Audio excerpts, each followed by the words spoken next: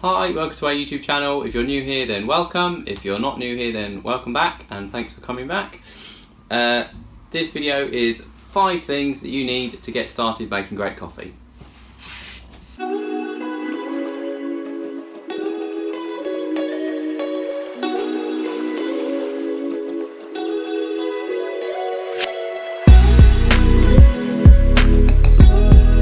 When I first started my coffee journey, I didn't really know much about coffee. I had ideals about what coffee was and how to get nice coffee, but I have recently learned that I was very wrong. In part, there's a part that was right, but I think something I would have benefited from back then was a video such as this one that suggested some things to help me get started with that journey. These are all things that I've learned over the past few months since I've started getting more into coffee and making it and learning more. So let's get started.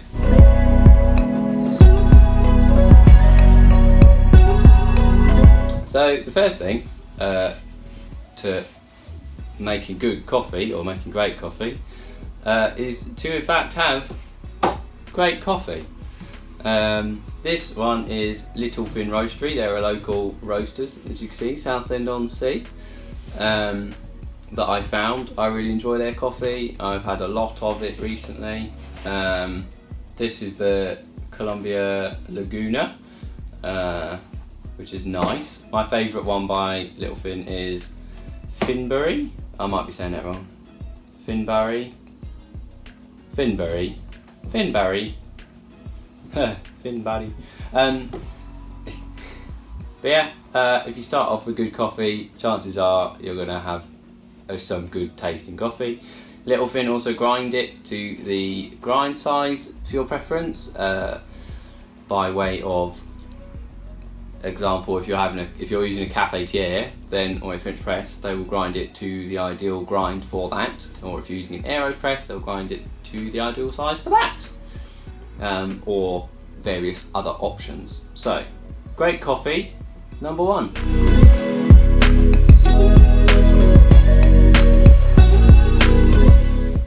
Next thing is a grinder. To be able to grind your beans to the size that you want them, to the grind that you want them, is a dream, and it also keeps the coffee fresher for longer if you're grinding them as soon as you want them.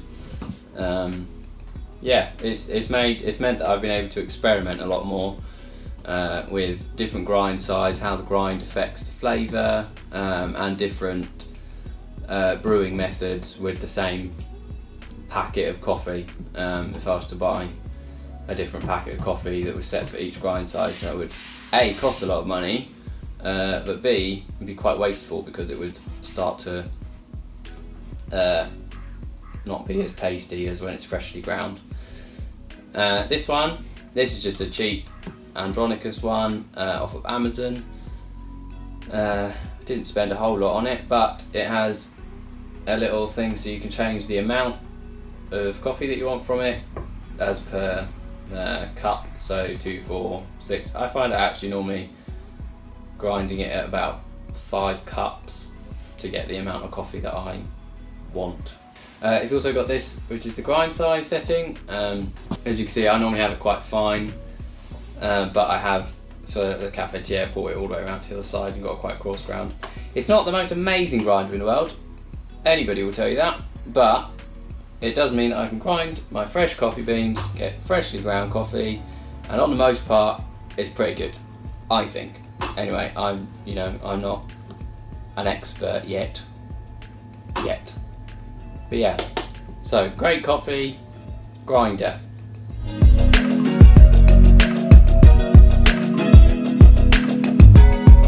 So the next thing on the list is a brewer. Obviously, you've got your great coffee, you've ground it, your preference. The next thing is a brewer. I've got 3 here. Obviously, there are more options available. such as a coffee machine, which I do have behind me. I use it on occasion. I grind. It's actually a grind and brew, but it's got blade grinders, which, if you're looking at this video, you probably know by now that blade grinders aren't a good thing, particularly. That's something I should have mentioned on my grinder one. If you get a burr grinder, you get a more consistent grind, which makes for more consistent coffee. Basically, if you get a blade grinder, it's not very consistently ground, and you can get very different results every single time, as I found out.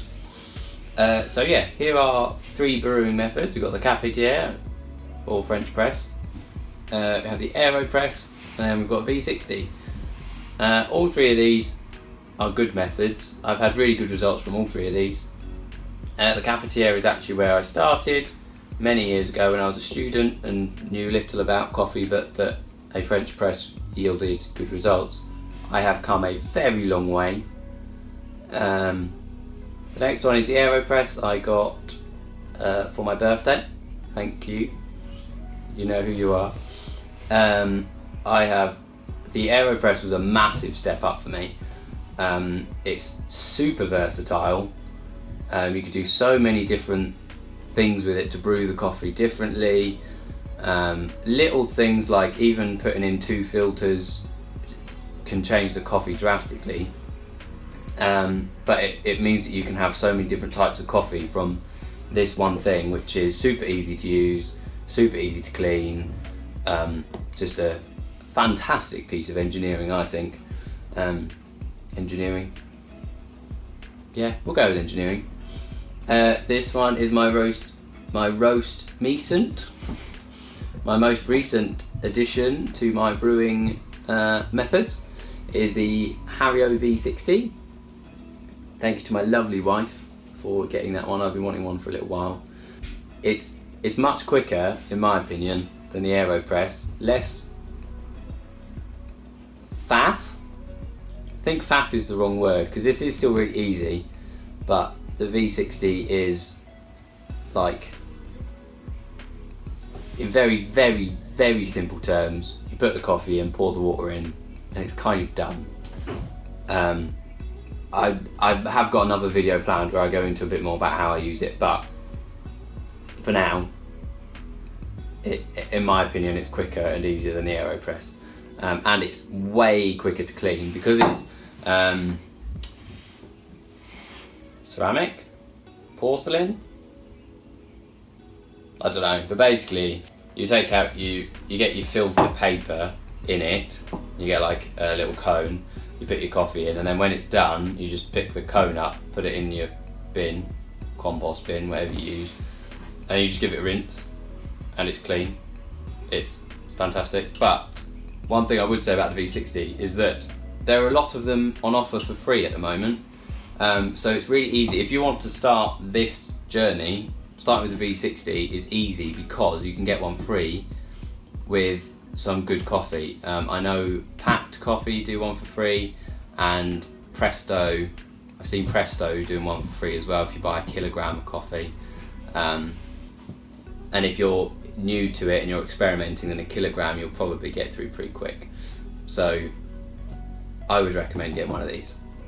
I think it's a good place to start, and then watching some videos on different techniques for brewing it. It is quite straightforward, but there's a few tiny little changes that you can make that massively enhance the flavour you get from the coffee. I have got another video coming out soon where I compared V60 to a plastic funnel, so keep an eye out for that one because that is eye-opening to say the least. Cool, so we've got good coffee, a grinder and a brewer. 3 things so far, 2 more to go.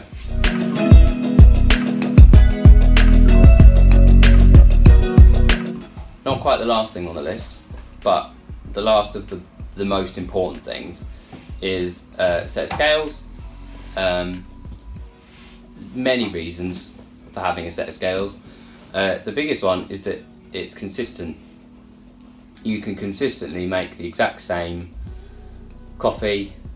If you make a coffee and you absolutely love it, you love the flavour, then it's one way to help you keep that consistent and have that coffee every single time you go back to make it. If you're just using heaped teaspoons of ground coffee, then who knows what you're gonna get. If you're just using, I don't know, it's just keeps things consistent, nice and easy. I currently use these salter ones. They only go up to the nearest gram. They don't do 0.1 of a gram, which is recommended. One day I will get there, but for now, this is working a dream, and I've had some consistently good cups of coffee thanks to having scales.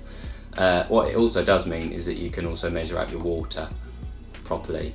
When you're pouring your water in it, you put your mug on and your brewer, or your brewer, depending on what brewing you're using, and then you pour your water in, you get the same amount. So you get the same amount of coffee, same amount of water. Makes things much easier, much nicer, much more consistent.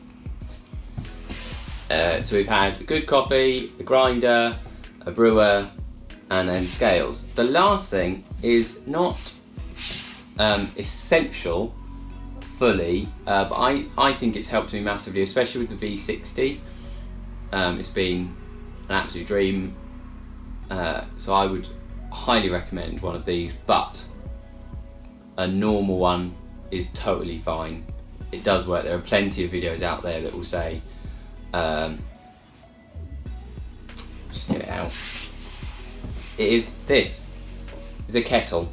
This is an electric one. It has got a base. I've just left it plugged in because that's a lot of effort to unplug it. It has various temperatures that you can set to anywhere from, I think it's 60 degrees Celsius up to 100 degrees Celsius. So we'll do boiling water. I very rarely use boiling water. It just helps with the consistency aspect, but also making sure that you're getting the best from your coffee because you're getting the right temperature for it.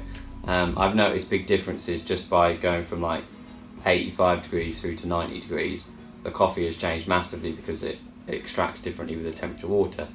However, a normal kettle is totally fine. You don't have to spend out for one of these. This was fairly cheap off of Amazon.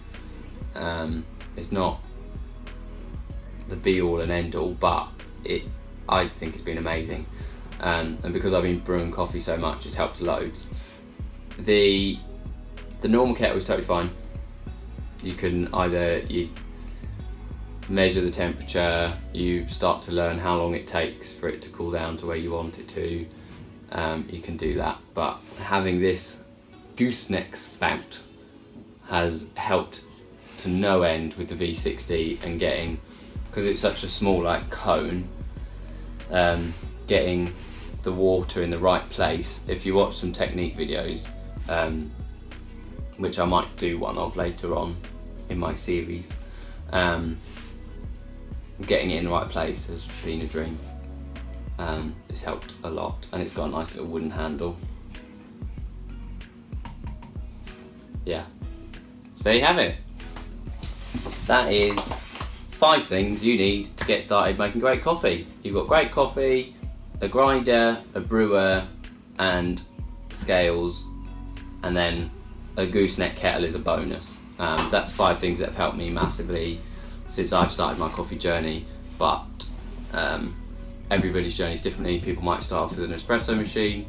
I'm not yet at the point of wanting to invest in an espresso machine.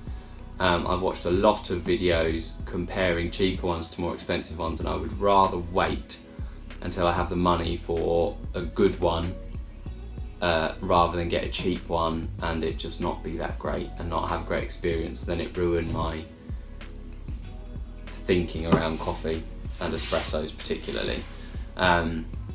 Yeah, I've got plenty more videos relating to coffee planned, so keep an eye out on my channel. If you want to see more coffee videos, then subscribe using the subscribe button. I think it's down here somewhere.